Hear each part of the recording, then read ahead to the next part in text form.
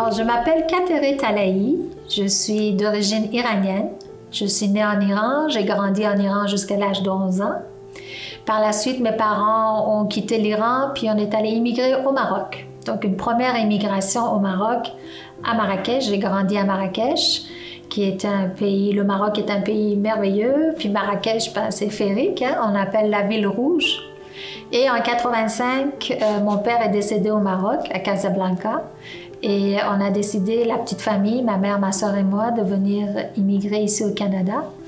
Et plus particulièrement, précisément, à Chicoutimi. Donc, je suis ici depuis 85. Je suis chargée de gestion à l'Université du Québec à Chicoutimi, au bureau des communications. Et puis, j'adore mon pays d'adoption. Initialement, quand on a quitté l'Iran, étant de confession bahaï, ça commençait à être difficile pour les Iraniens bahaïs. En fait, pour les bahaïs en Iran, il y avait beaucoup de discrimination, d'injustice face à la communauté bahaï, qui est une communauté minoritaire. Donc, on a décidé d'aller au Maroc. Et vers la fin au Maroc, ben, la même chose s'est produite. Alors, donc, ça commence à être un peu dangereux pour nous. Et c'est pourquoi tout ce stress-là a fait aussi en fait que mon père est décédé. Et du coup, on a décidé donc de quitter le Maroc et venir ici au Québec. Mon expérience personnelle, c'est que je n'ai jamais été victime de racisme, personnellement. Puis je pense pas ma mère et ma soeur non plus. Et puis, on a toujours été très bien accueillis. Je trouve le peuple québécois, c'est un peuple extrêmement généreux, très ouvert. Et puis, ils ont une curiosité qui fait qu'ils viennent vers la personne puis qu'ils sont intéressés à notre culture, à notre façon de vivre et à notre façon d'être. Donc ça, je l'ai beaucoup apprécié. Donc si j'aurais un message à faire aux amis québécois, c'est de ne pas perdre cette ouverture au monde.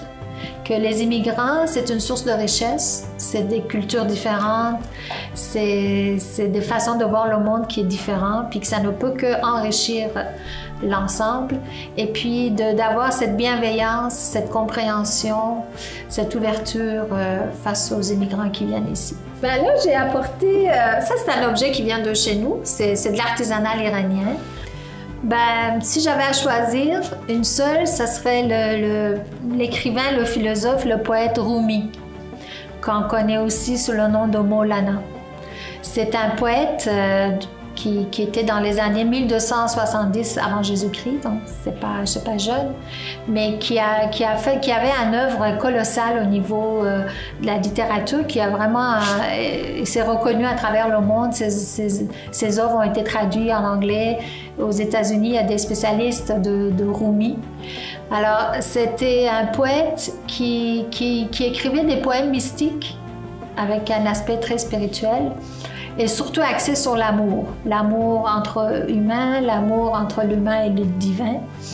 Donc, moi, j'aime beaucoup ce poème-là. Puis, maintenant, depuis quelques années, ces chansons sont reprises par les orchestres symphoniques iraniens ou à travers le monde, l'orchestre philanthropique de Paris. Puis, ils font des spectacles avec ça. C'est magnifique, avec tous les instruments. Donc, dont une chanson qui s'appelle Shadi, ça veut dire la joie. Alors, le poète écrit une chanson sur la joie, puis il dit qu'il a fait un pacte avec la joie pour que le roi, entre guillemets, la joie, ne le quitte jamais. Donc, c'est très intéressant, ce dialogue avec Dieu et la joie. Alors, si j'aurais à choisir une chanson qui représente bien le Québec, ce serait une chanson d'Yvon Deschamps, « Aimons-nous ». J'adore cette chanson. Alors, quand je l'écoute, je me dis, l'essentiel est là, tout est dit. Et ça représente sincèrement vraiment bien le peuple québécois, comme je le disais, qui a cette ouverture, cet amour pour les autres. Et moi, quand j'écoute ça, c'est comme une berceuse à mon âme. C'est vraiment bon. Alors, aimons-nous ensemble, aimons-nous pour toujours, aimons-nous.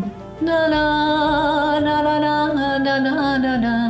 J'adore, j'adore.